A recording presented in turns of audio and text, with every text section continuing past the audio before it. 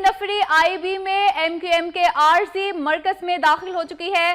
कराची से आपको हम खबर से अपडेट कर रहे हैं कि DG ranger Sindh major general Bilal Akbar ने 90 का दौरा किया है।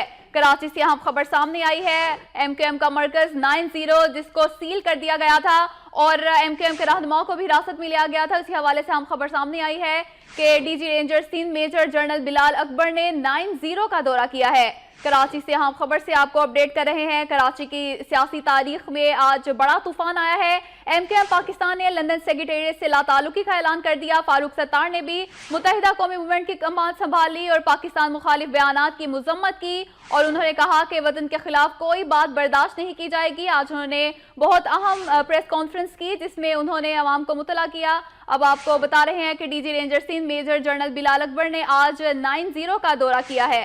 अहम खबर से आपको अपडेट कर रहे हैं। कराची से ये अहम खबर सामने आई है जिससे आपको अपडेट कर रहे हैं।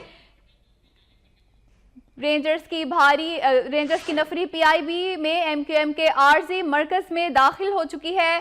आपको हम खबर से अपडेट कर रहे हैं कि रेंजर्स की नफरी पीआईबी में एमक्यूएम का आरजी मरकज